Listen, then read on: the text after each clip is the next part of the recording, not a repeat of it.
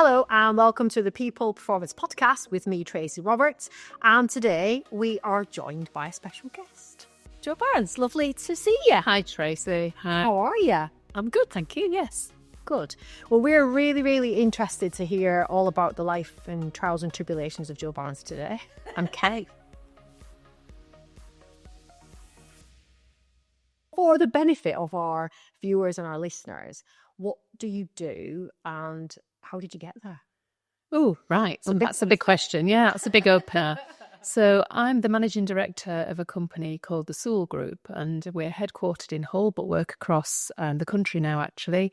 We have offices in Hull and just outside of Hull, but also in Nottingham, Leeds, Elland and Stockton, and we've just opened a very small space in Manchester as well. So we're expanding. And we do a lot of different things. We're a multidisciplinary business, and we cover property advisory and consultancy work, data intelligence, data mapping. We have property investments and development, construction, facilities management, and that's it. It's checking it out. Just yeah, so you've not missed anyone. Yeah, there is another side to our group actually that a guy called Patrick Sewell runs, and that's our Sewell on the Go retail forecourts, but I look after the estate side of the business. Great. And how long have you been there? 17 years. I've been the MD for 4, and before that I started a business within the group, a consultancy, our first consultancy business, doing property advice, mostly to public sector clients, but also to some private sector clients, and ran that business. I think it's about 13 years old now, that business. And before that, I came into the group originally to run a development programme in a joint venture with the NHS, building out the NHS community estate. So a lot of the doctor surgeries and community assets that the NHS has in Hull. So yeah, that's what I did when I first joined the group. And before that, I worked in the public sector for 14 years. Wow, okay. And then was that a culture shift for you, moving from one to the other, or did you take quite a lot of your knowledge and expertise across? Yeah, I mean, I didn't know an awful lot 17 years ago about the NHS, apart from as a user, obviously, but I knew about property development because that's what I'd done in the public sector. So for 14 years, I'd worked latterly in Hull as Economic Development Director at City Build, which was the regeneration company for the city. Yeah. Before that, I worked in Lancashire on town centre redevelopment. And before that, I was in Scotland working for Fife Council in the development of an ex-steel works area up in Scotland. So yeah, it was, and the culture shift. Well, was it a culture shift? Not as much as I thought, actually. In terms of the people we worked with and the kind of commitment, but we're a very purpose-driven organisation, Sewell Group, so that's probably why there wasn't that much of a culture shift.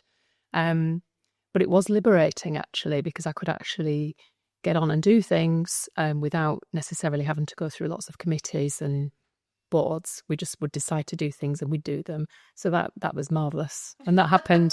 I did honestly feel, that's one of the first things I said, actually. I felt liberated. So it was fantastic.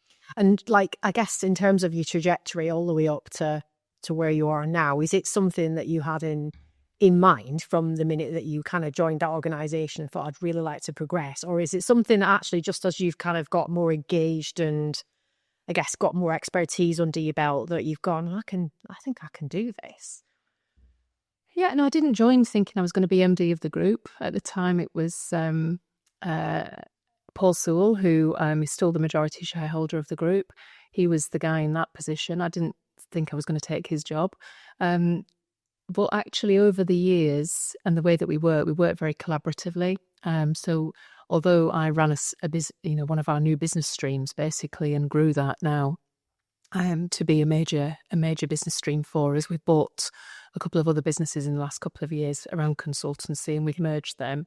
So yeah, although I was kind of busy doing that, I was also through the collaborative board style that we had, kind of working on other things. I was getting involved in other things, in investments and in construction and FM as well. So it was quite natural by the time we decided that I would make the move. It was quite a natural move, really. That was exciting, though. Sort of seeing things through from when you came in and left the public sector and went in there to suddenly realizing that the whole world, well, is on your shoulders essentially in an organization. So, did it feel exciting or did it feel scary in the beginning? It's been both, I would say. I think I've probably had every emotion you could possibly have in the last 17 years. It was exciting. There are times, I mean, when I first came into the group and I was running a program that somebody else had started, that was one thing. But when I started my own business in the group, that was a different experience again, because that did really feel as if, that the world was on your shoulders a little bit. And being a leader is a lonely place as well. And although I had colleagues that I worked with and, were very supportive, obviously at the end of the day, you're responsible for that business and you're responsible for the, I think about the number of mortgages and rent that we're paying, through people's wages. We're keeping people's families going. And that is a big pressure. And I've never wanted to be in a position where we would have to do anything that would put that at risk. So looking after the people that have joined us, because we've grown a lot in those 17 years as well. We tend to recruit and grow from within, but we've also brought a lot of new talent in. It's a big responsibility, and I certainly feel it. But I also feel the upside from when those individuals really shine and they really develop and they come on, and before you know it, they're advising you how to do things, and you think, this is brilliant. Actually, you can see people really come along on the journey. So yeah, it's ups and downs, more ups and downs. I can obviously I've done a lot of work with your team within your business, and I can definitely feel that from all of you. I think it feels like it's a very, I don't know, a particular culture there. And that's why I always joke with you and say, like, I will fight anyone in here to work with your team.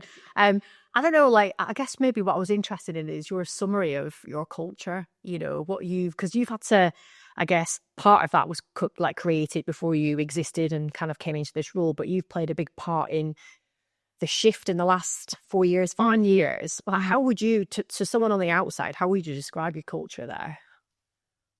It's a tricky one, isn't it? And we have all the usual management speak, but our people, we recruit decent people that have got a good ethical core, is what I would say. So we tend to recruit people that care. They are bothered. They do care.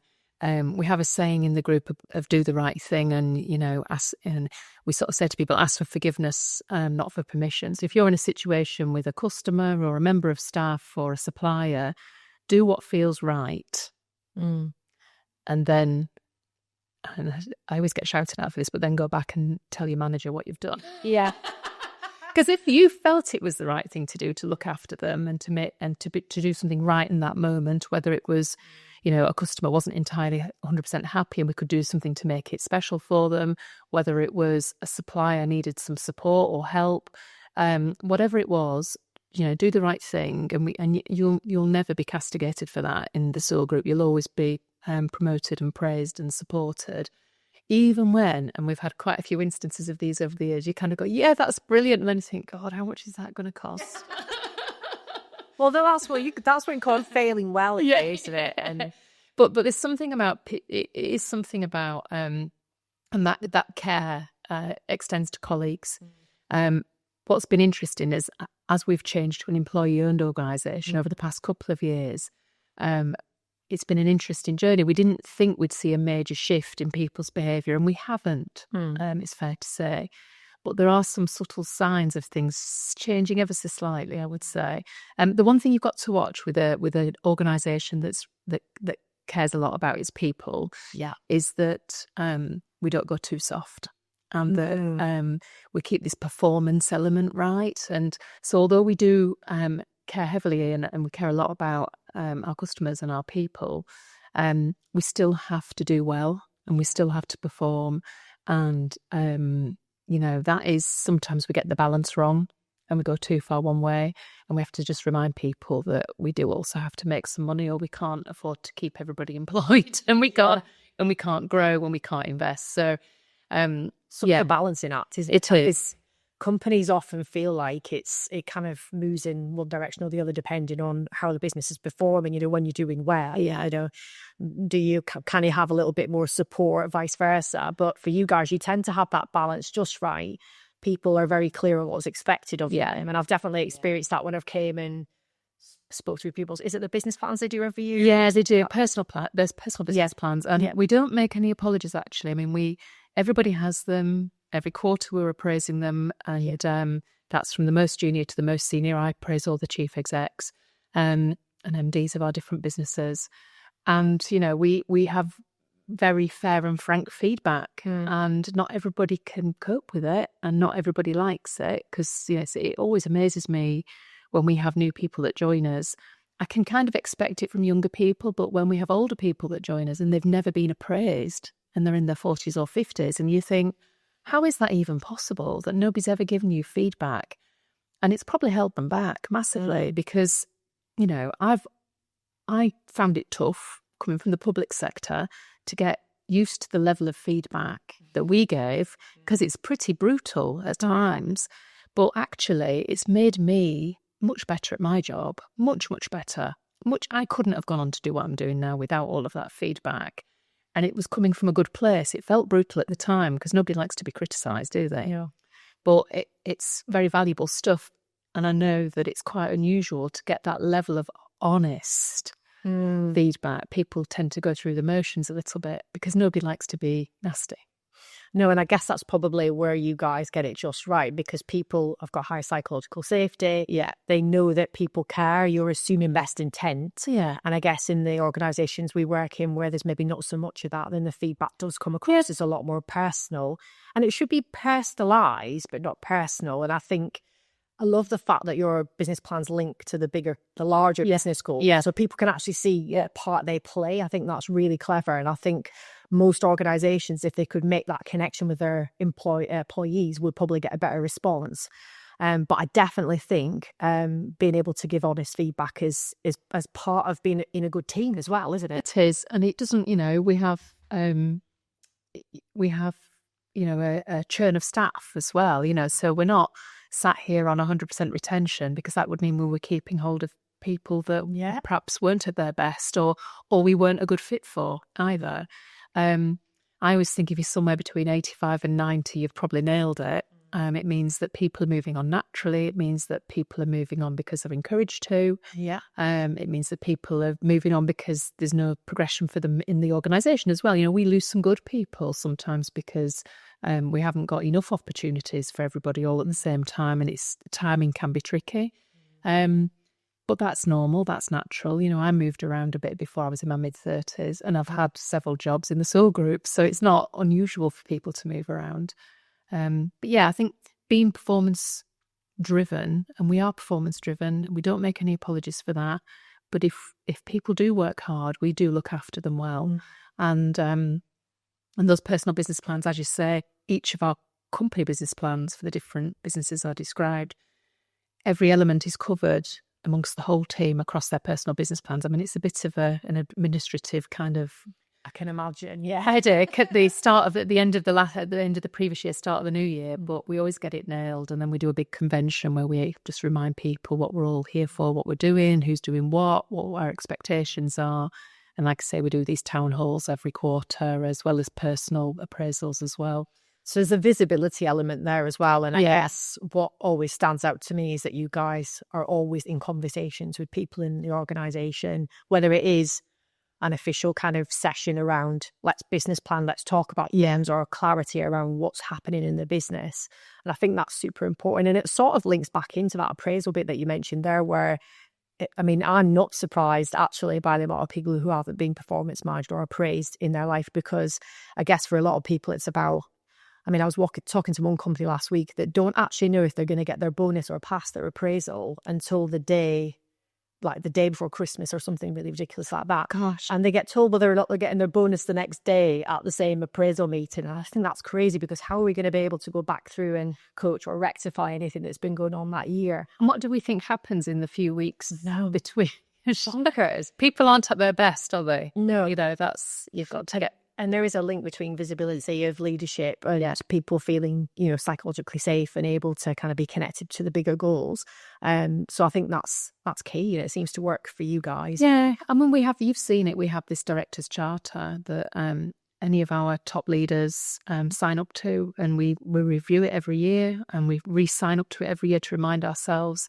And that, that has some of our kind of key elements in there that we would expect every leader in our business to display. So, the whole management by walkabout, leaders are present, they are seen, they are visible, they are accessible. You get yourself around your business.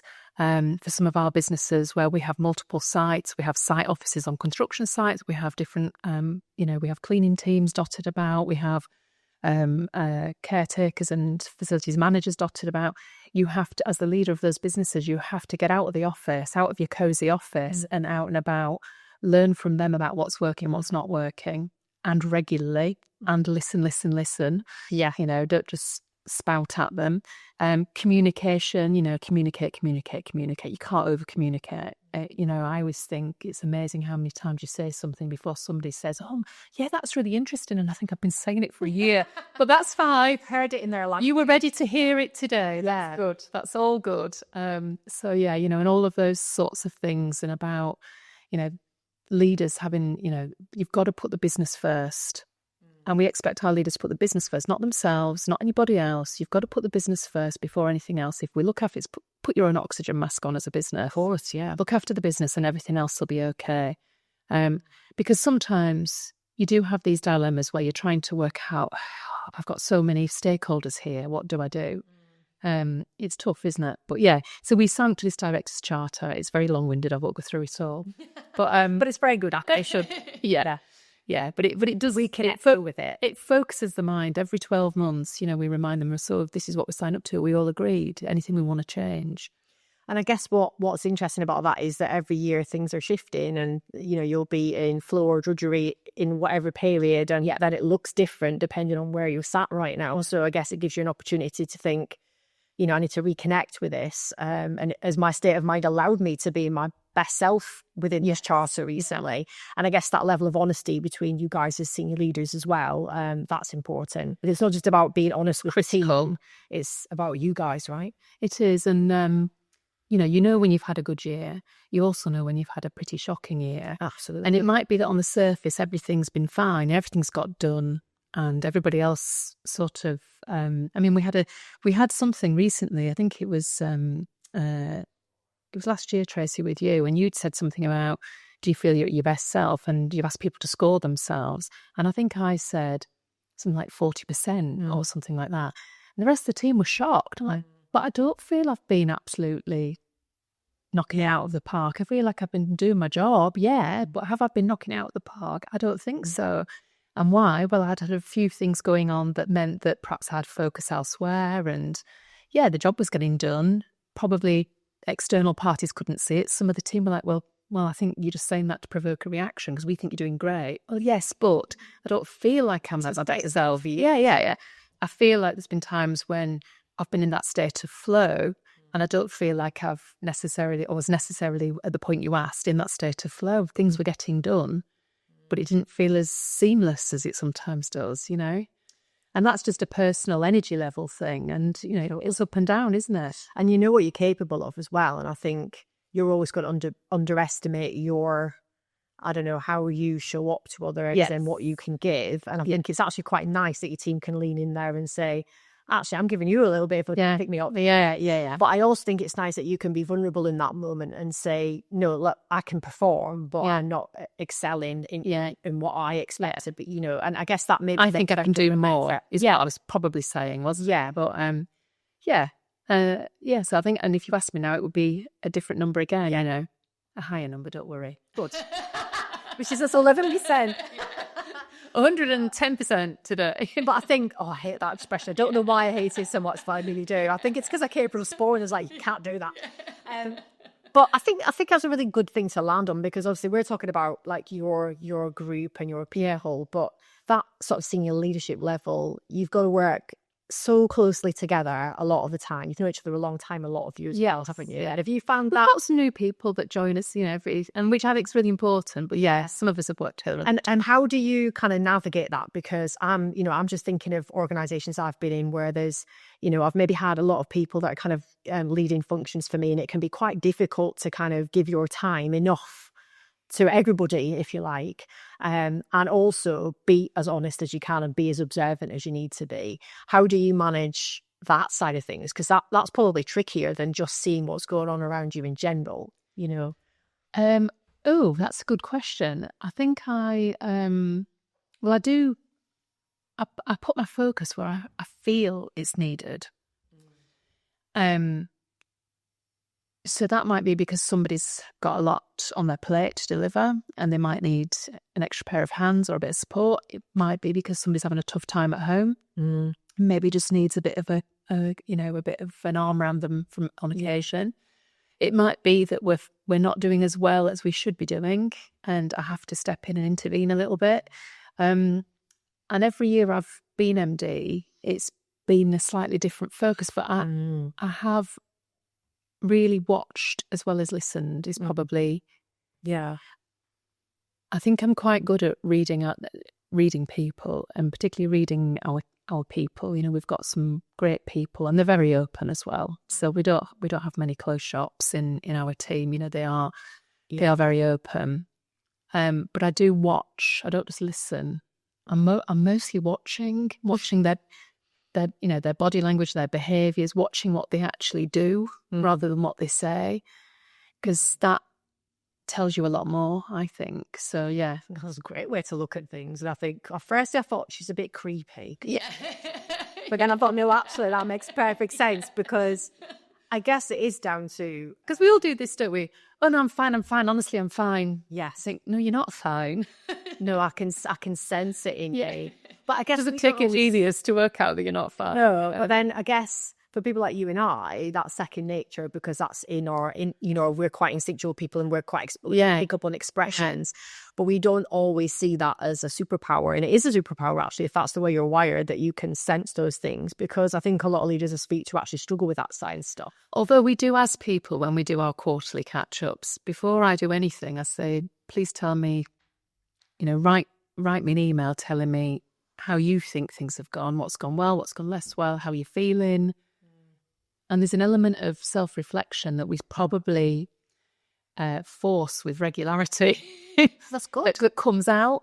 And even the most, so you've got some people that will tell you everything and anything. Yeah. You've got other people that perhaps won't, but they only have to put one or two words in there to give you a hook to ask them the right questions. And then you can work out what support they need. Do you know what I mean? Absolutely. And I think it's that self-awareness thing. Yeah, I like that, because I've always said this, I in organisations I've been in previously, where I go in and someone's got some tick sheet down about my KPIs or whatever it might be, and there's no questions in there.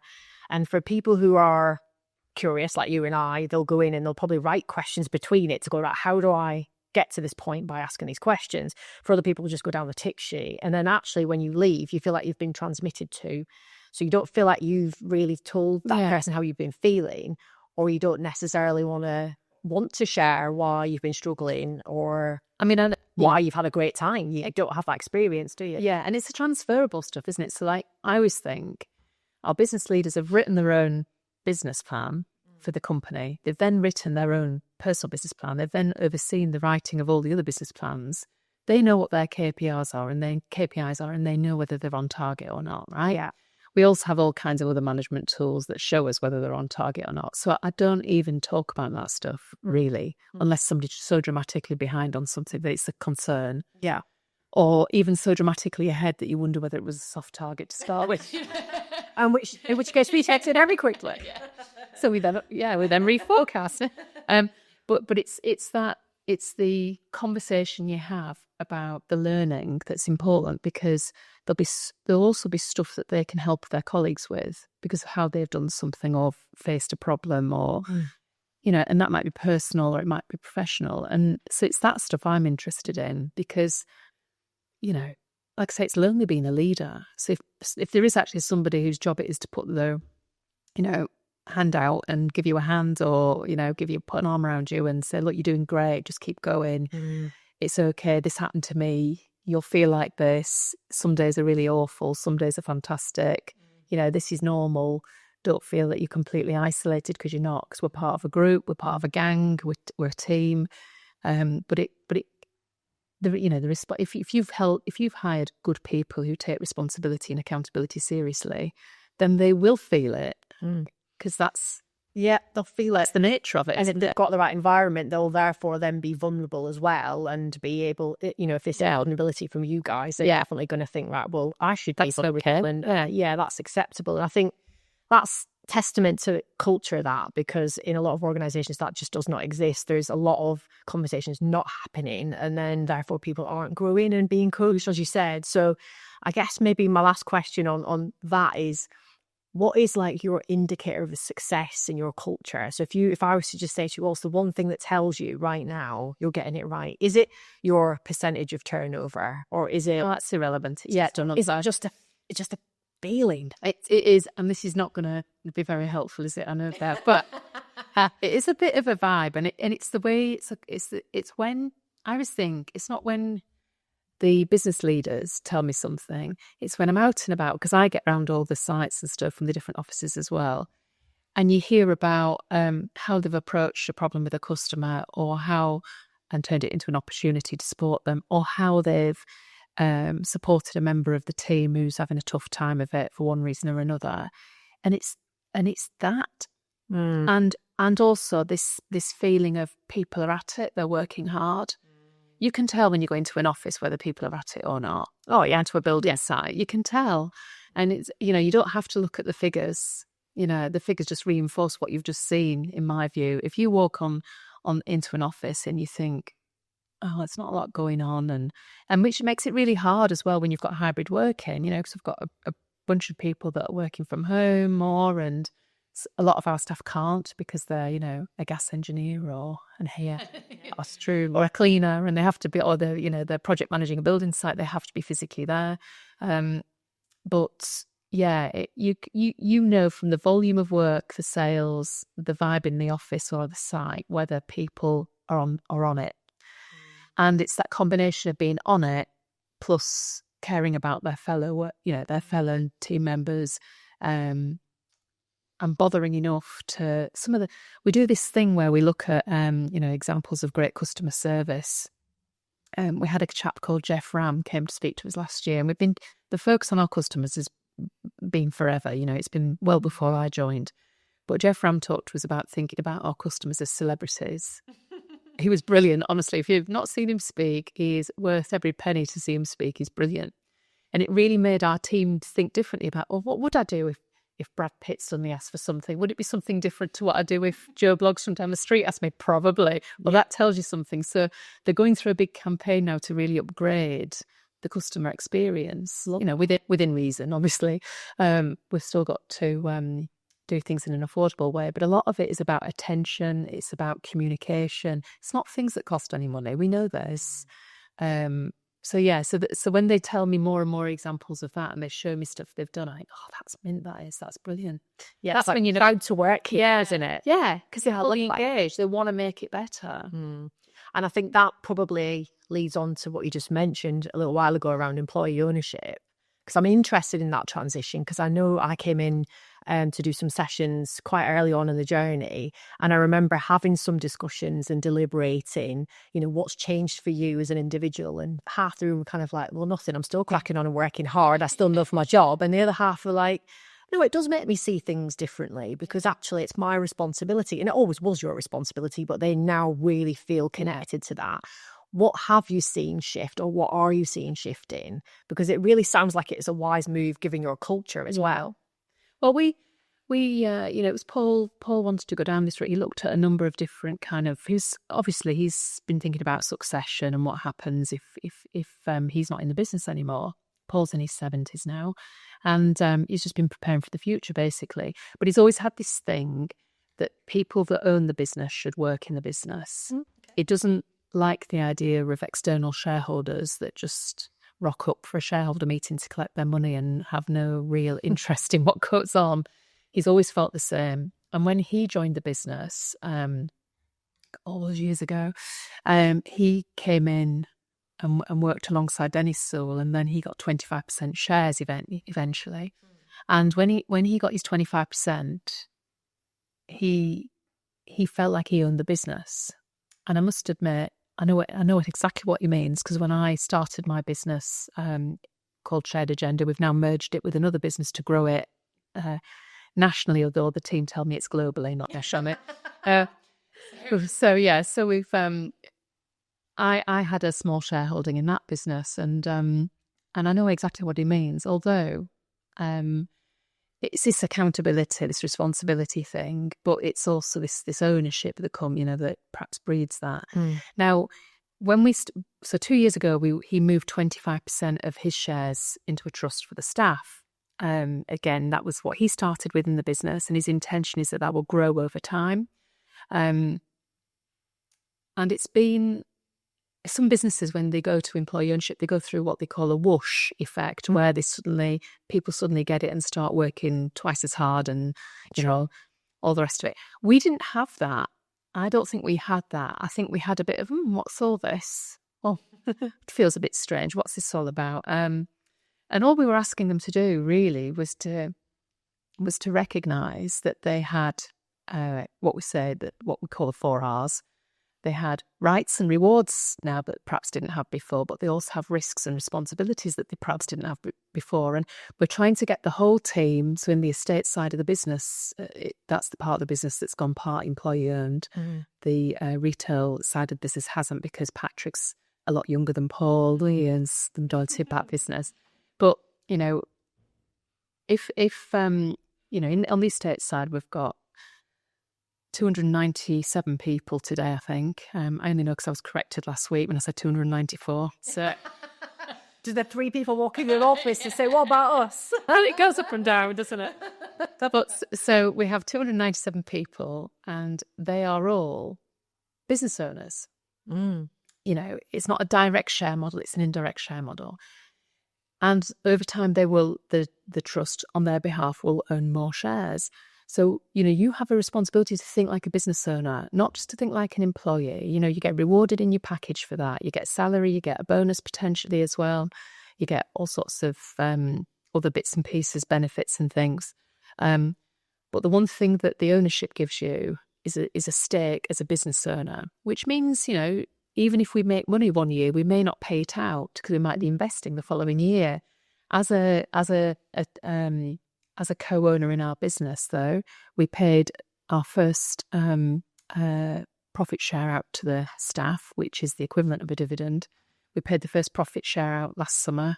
And, we'd like to be in a position to keep paying out, but we don't know whether we could or not. And in fact, it was really interesting. We have a council now, an employee council, and one of the observers to the council asked me a question and said, could we not just agree a minimum that we pay out?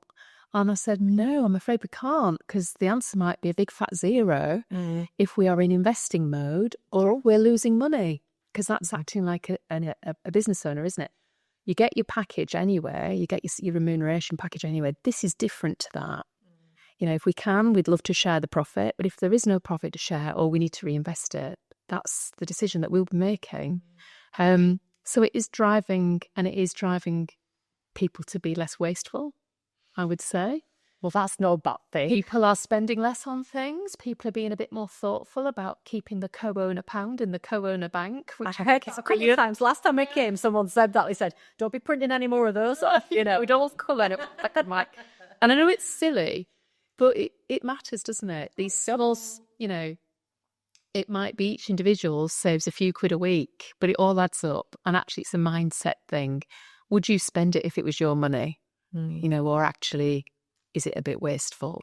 Would you spend your time the way you're spending it if you were a sole trader? Or would you recognise that you can't afford to spend all the time stood at the water cooler having that nice conversation about EastEnders when actually should be getting on with some work because we've got targets to hit? So it is interesting. It is changing, but I think people are waking up to the fact that, we do actually, they've actually paid us a profit share. Oh, right, okay, we're interested now. I was wondering whether that was maybe a bit of a tipping point for people where it became, I think almost real. Yeah, made it real and not just talk. But the way that you explained it there, I love that, because I think for people who are not very experienced in business, it's almost giving them an MBA in real time. So Simon, our FD, he's been giving masterclasses in how to read a balance sheet, profit and loss. Love that. Honestly, he's been teaching anybody that wants to listen, so that when it comes to the analysis that we do at the year end about whether we've got any money to pay out, they understand it. Yeah. And it is interesting how many people who I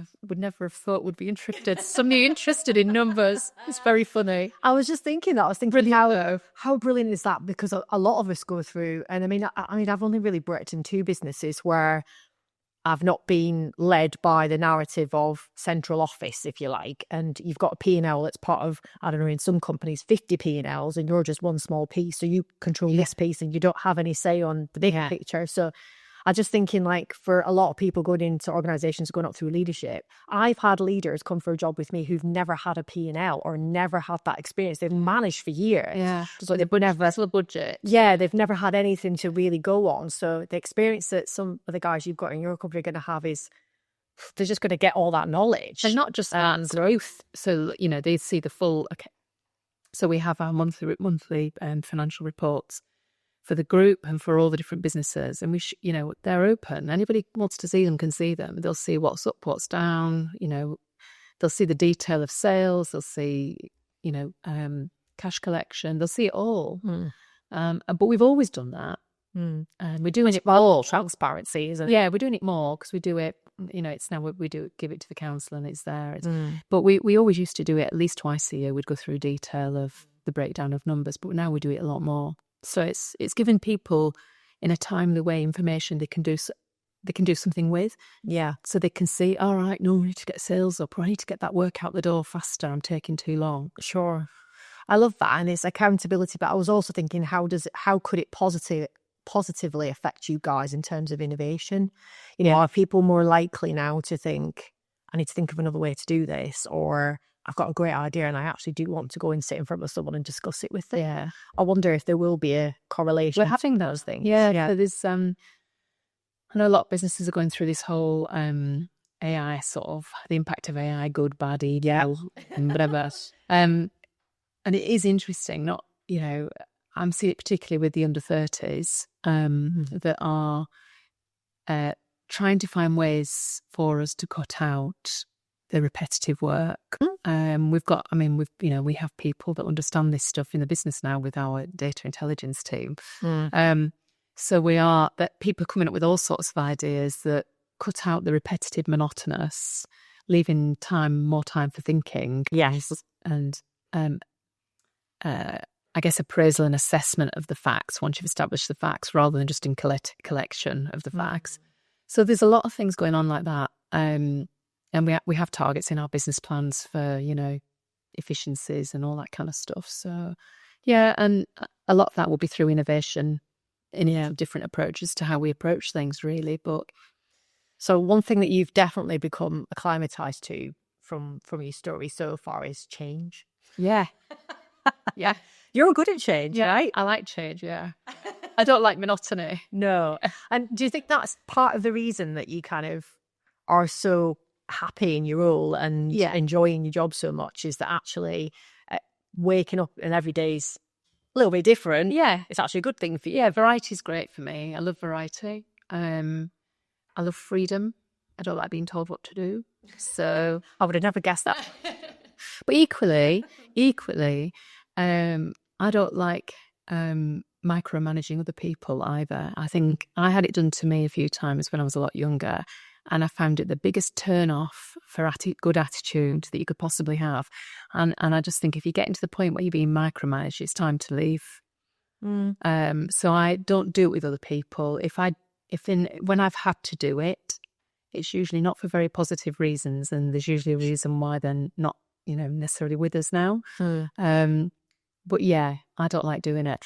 I like the freedom. I like the variety. I'm good with change. You've just got to watch that you don't try and change things too often, too much for people. I don't like change for change's sake. So I find internal restructures and all that stuff quite tedious and a bit distracting. Yeah. Because I just think there's a level that now you're just stopping people doing their job.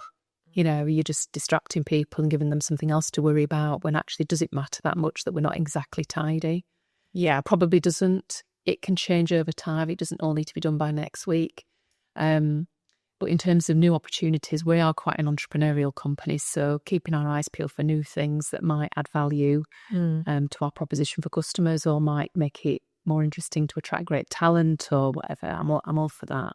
I think that's really important to link those things, actually, isn't it? Because you're going to have to encourage the people in your organisation to be confident enough to step forward with an entrepreneurial mindset. Yeah. And not every company kind of embraces that. Let's be honest. It's a bit, we might get to that. Or that sounds a bit too disruptive. So it's getting that balance between approach us with your ideas or try and innovate, but don't, reinvent the wheel when it doesn't need to be reinvented.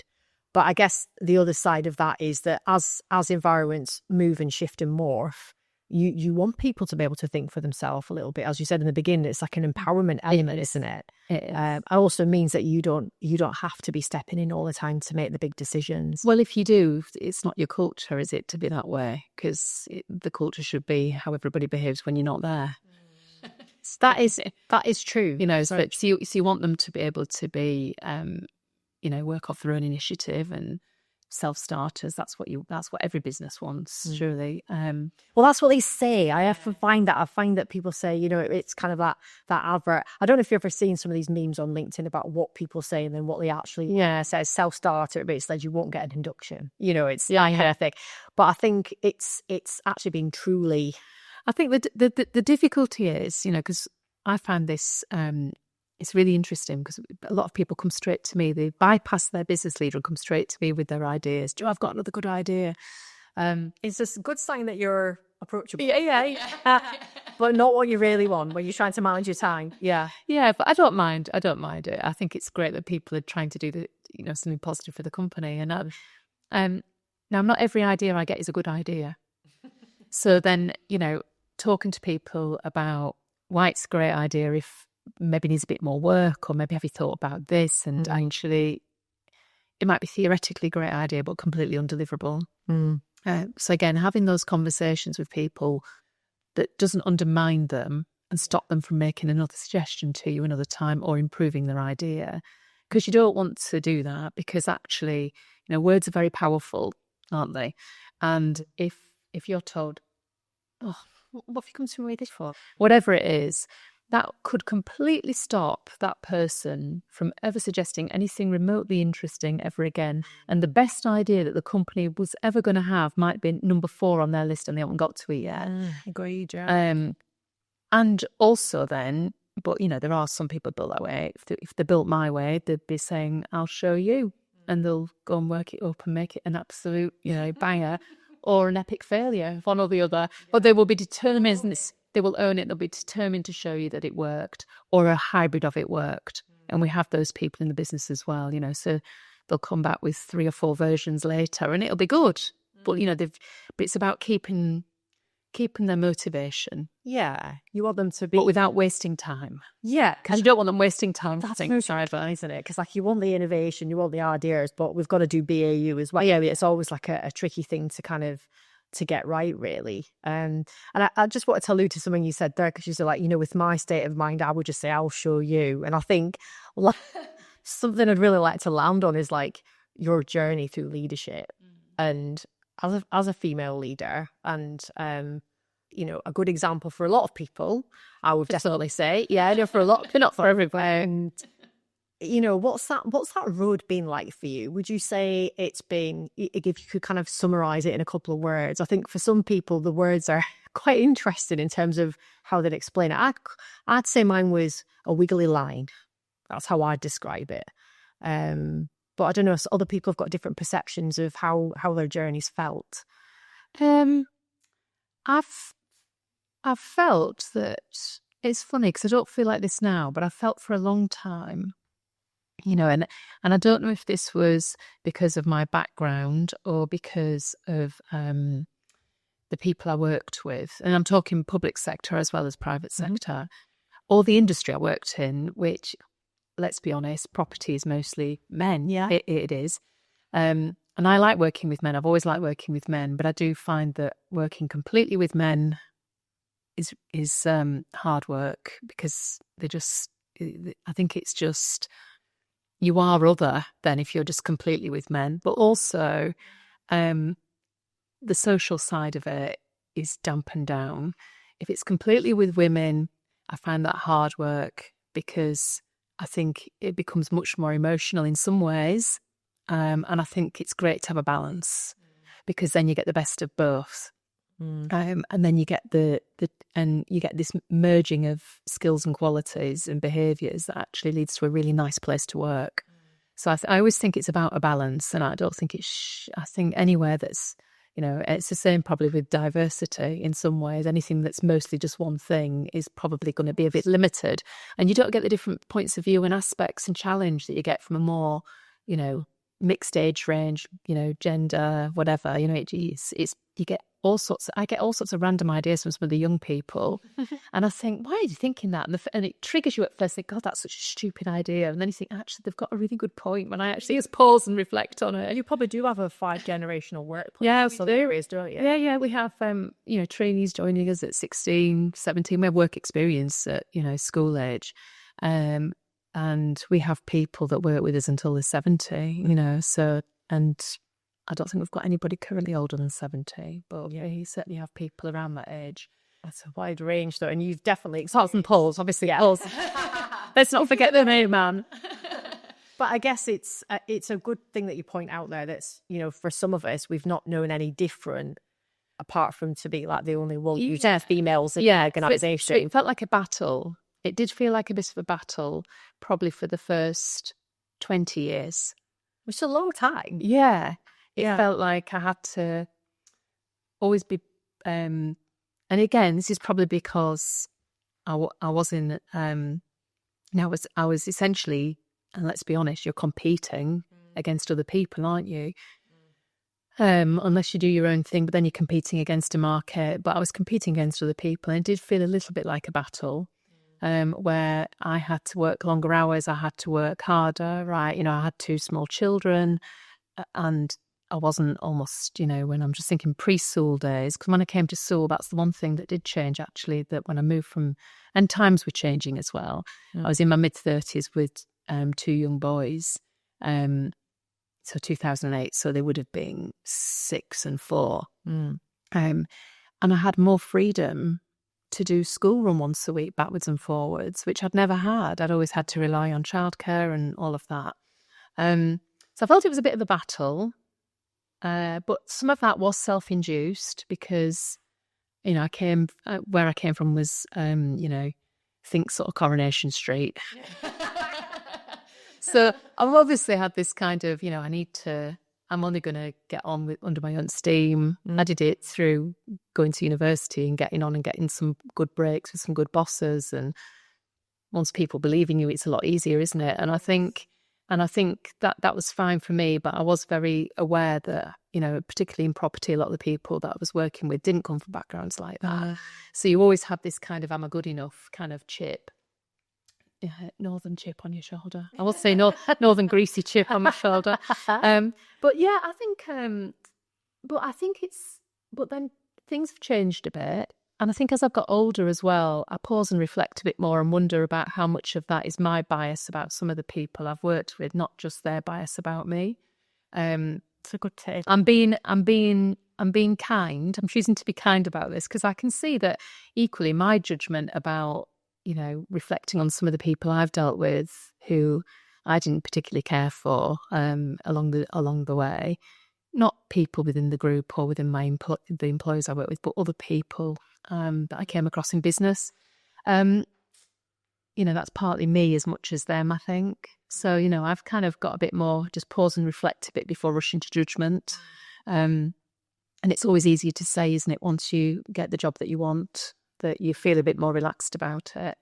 But yeah, I don't know. It's not been straightforward. I mean, my actually, the kind of progression's been fairly straightforward. and fairly timely. You know, every time I wanted to move or get another step up the ladder, I've got it. But I've always had that kind of feeling that I've had to properly graft, which I've always got a lot of time for people that have a really good work ethic and work hard, even if, you know, they haven't got the right qualifications, even if they need a bit of support to get those qualifications. We put all sorts of people through kind of tertiary education because actually we recruited them for their attitude and their cultural fit, not their skills, and we train them on skills. I think that's such a good way to look at it because so many organisations still have it the wrong way around, don't they? And even their recruitment processes and assessment kind of criteria and stuff basically takes people out of the equation. And one of the things that myself and Bernice were talking about this morning on a podcast was around, just from the female perspective, there's all the studies that show that a female will look at a job description and look down the list and go, right, I've got 4 of those, but the other 6, I'm not sure. And they'll go, I won't apply. And then a guy will go, no, I'll apply, you know. Give it a go? Yeah, I'll give it a go. And you think, is there a little bit of it, in, as you said, that some of it's down to personality? Social conditioning as well, of course. Yeah. I'm a child of the 70s, so 70s and 80s were my kind of, you know, when I was at school and growing up. I went to university in 1990. So you are socially conditioned as well, aren't you? Of course, yeah. You know, and it's that whole thing about, you know, you're not really allowed to be forceful. You're called aggressive. You're not really allowed to be driven. You're called overly ambitious. Yeah. And it's the language that's used, which, you know, and worse. I definitely experienced that. But the language that's used can be a real obstacle, you know. So I would go home thinking, because I'd say, I don't care what they say, but then I would think, but why me being driven is a bad thing. But the guy sat next to me, he's allowed to be. That's normal for him. Yeah. But it's almost like calling you not a woman. They're calling you something else than a woman, because women aren't supposed to be overly ambitious and aggressive. And, you know, he would be a great strategist. You would be called a manipulator. Yes. That's a really good and actually, it's very hurtful when actually you think you're a great strategist. But you don't want to necessarily think. There's a negative side to the language, isn't it? So I think that's the thing for me. Language is a really big thing, and I don't think we put as much thought into it. And I like the way you've linked that with, you know, as something like gender diversity or even just any diversity, because, yeah, the language matters. And we massively need to look at that hugely. And I think, you know, thinking of people who are coming up, I mean, one of the questions I was going to ask was, did you have people to look up to? So did you have female role models or people that you kind of aspire to be, or did you create your own aspiration? No, I did have some. I had male and female role models, really. I've had mostly brilliant bosses. I had one that wasn't so brilliant, but I've had mostly brilliant bosses. Podcasting. No, yeah, well, I'm not going to talk about that. Yeah, that will go with me to my grave, unfortunately. But yeah, I had a brilliant boss in my 20s. At school, I had a brilliant couple of teachers who really encouraged me to believe that I was bright enough to go on and study. And I had I feel like I'm this is the repeat behaviour now, because I did a Yorkshire Post interview last year, and I name dropped a professor at university who taught me urban economics. Now, I did economics at university. I hate anything theoretical, but I did an applied subject called urban economics. And Dr. Ian Stone, who was eventually Professor Ian Stone, really got me interested in the real life application of economics and how it can change people's lives, right? And I said this in an article. Well, blimmin' heck, he only wrote to me the other week. No, and he's went it past him on this article. He's just retiring now. I mean, it is funny, isn't it? How I thought he's just retired. He was in his late 60s now, and he was like, he was blown away, because nobody ever tells the teacher they've had a massive impact on your career. Well, you never do him again. No, you don't. So so I'm now in correspondence, and I'm going to go meet you for a coffee at some point when I'm in Manchester. Yeah. But anyway, that's beside the point. But I had a brilliant boss in my 20s who threw me in at the deep end, a lady called Janet, and she was fantastic. And she just used to throw me into any situation, say, you've got it, you're fine. And honestly, I felt like I thought she was put me under too much pressure. And I used to moan and to my friends, oh my God, she's got me doing this. It was the best thing she could have done, because after that period with her, I thought I could change the world. She was amazing. She just threw me in and said, you've got it. And she was right, of course. It was all in here. It's getting that balance, isn't it, of being that. I mean, you could probably think of situations now with some of your senior leaders and people in your business that you push them a bit more. Yeah. And it's getting that balance of going high challenge, high support. Yeah. But ultimately knowing deep down, because you've got a gut instinct, this person can handle it. Yeah. It's not going to fall. Yeah, exactly. And I always knew she had my back, and she would coach me, but I was just terrified. Anyway, I did. And then when I started working with Paul, he was a brilliant supporter, really. I mean, the first couple of years he did a lot of coaching, but he just pops up when I need him now. And it's brilliant. He's not somebody who's on my shoulder all the time. He knows I'll ask him if I need support, and I do ask him if I'm struggling with something, just to get another perspective on it. But he was great. He made it his mission to educate me in the ways of business, because I've been in the public sector. Yeah. And honestly, the stuff he taught me those first couple of years, brilliant. Gold dust. It's like an MBA. Well, exactly. It's by stealth. Yeah, I was going to say, and it sounds like there's so much education going on over there. And I think for me, it's just showing the power of caring, as you said, because the leadership legacies that you've just explained there have had a profound impact on you. And I don't think enough people actually sit and think about that. They probably are too kind of ingrained in running the business and doing the BAU stuff to actually think about what legacy you're going to leave behind. And it probably does sound a little bit far out for some people, doesn't it? But I would certainly much rather be in a position like your professor is, or Janet is, by going, I genuinely didn't realise. But I think one of the things that's important is you guys are readily there to be mentors and supporters in your organisation. And I think more organisations should think like that and think, actually, how do we create this mentorship in here? How can people look up but also side to side? And I think peer-to-peer, but you don't think it's great, isn't it? I think it's something about human behaviour is really weird. People are very protective of their own action, aren't they? They are. And I think it's, I always say to people when they get into that headspace, because, it's not necessarily easy to coach somebody to do your job, is it? Really? Because well, what about my job? Well, my job is about coaching everybody so that we've got options when it comes to me leaving at whatever point that is. We've got options. We've got a choice. We've got a choice of, succession planning. Yeah, and whatever happens in the meantime, we'll be fine. And for them, I always say, well, you're never going to develop in your career unless you coach the next generation, because you can't go anywhere, because we're going to need you still doing what you're doing now in 10 years unless you coach the next generation. Oh, yeah, penny drops. I might invest some time. But we've got some people who are just naturals at it, and others that have had a bit of training support. But and I think it's important to get the right person as well, because it's not everybody's great at it. No. And I think that's one of the things we do see in organisations. People just get put together because of rules, or, because you're the only female leader or whatever it might be. Oh, I hate that. I know. And this is something, and sometimes you do need to go outside the organisation as well, don't you? And I think some people in the organisation can get quite precious about that. But for me, it's about finding the right person to give you what you're going to need to grow. Yeah. I think your mentors really should be outside the organisation. I mean, we do a mentoring program where people that are in different businesses help each other, but I do believe that, your best interests are what a mentor needs to think about, and that may or may not be in line with the business. I agree. So it's not always the right thing to say, well, you have to be mentored by somebody in our business, because actually, they may have more potential than we could ever satisfy. And in which case they need to go and find that stellar mentor who's going to let them fly, don't they? Not just necessarily waiting for somebody to leave a job. Now, I'd love to think that they could develop up their own business or their own action within our group, because that's what I was allowed to do, and we've allowed others to do it.